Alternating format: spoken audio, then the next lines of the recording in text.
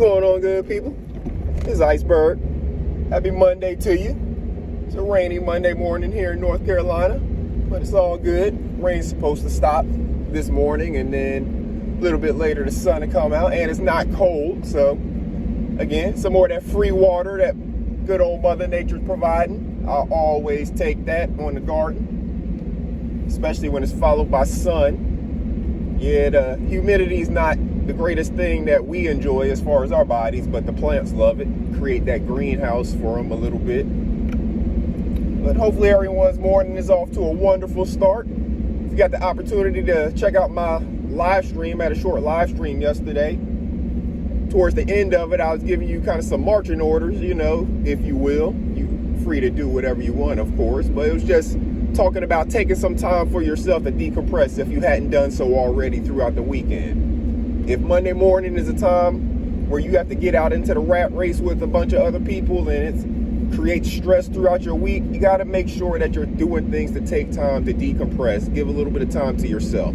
So that's what I suggested yesterday, is that if you hadn't done so already over the weekend, at some point in time, from the time that you heard my stream through the rest of your weekend, you took at least a little bit of time for yourself. And then you followed on with this morning, getting up and speaking those positive affirmations to yourself. So hopefully you did it. Hopefully this morning you did speak those positive affirmations to yourself, and you are hearing me after getting your day started on the right foot, because you are saying those positive things to yourself. You know that you control your own attitude, and you're not going to let anybody shake you off of how you're feeling. You're not going to let a person ruin your day or ruin how you are feeling about yourself. Things are going to happen, and they're going to try to, change your attitude about things, and that's okay. But don't let it change your attitude about you. You are confident. You are capable. You don't change throughout all of that. You are still the beautiful, intelligent, strong, wonderful person that you were this morning when you spoke those affirmations to yourself, even when all of the crazy things that happen throughout the day try to knock you off your square and try to put you in a different place mentally. Remember, you can always bring yourself back to this place. How you do it varies depending upon you. Some people is closing your eyes, taking 3 deep breaths. In through the nose, out through the mouth. Slowly. You're taking just that little bit of time for yourself. Some people, it's doing other things like looking in the mirror and speaking to themselves. Some people, it's listening to the affirmations, whether it's something they have a playlist of or things that they've spoken to themselves. Your phones, if you have a smartphone, which just about everybody does now, it has a voice recording or a voice memo application on it. So you can say these things to yourself if you want to hear it from yourself, and then listen back to it anytime you want right there on your phone. There's a whole bunch of different techniques you can use to work on making sure that your mental is healthy.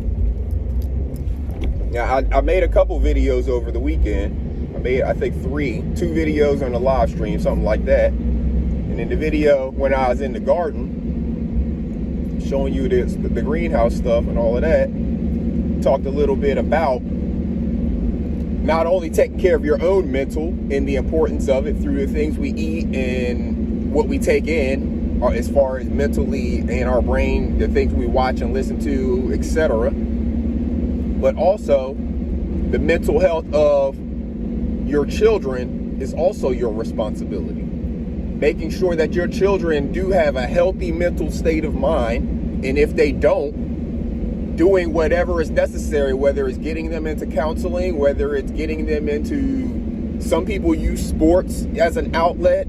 There's a whole bunch of different things, but you as the parent, the guardian, whoever is responsible for that child, are also responsible for that child's mental health and protecting that child's mental health and making sure that they have a healthy mental state of mind.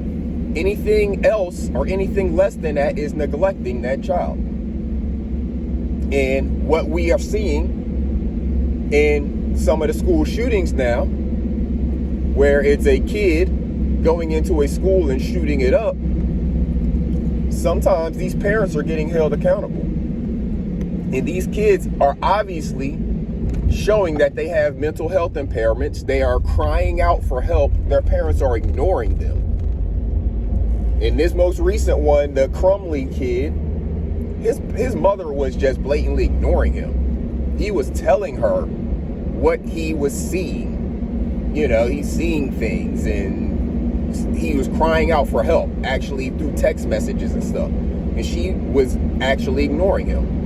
And then went on to purchase a gun for him as a birthday present. The gun he used to kill all of those kids. So parents are getting held accountable now. And a lot of it all ties back to just listening to your kid, being in touch with your kid, and making sure that you are taking the steps necessary to protect and nurture their mental health.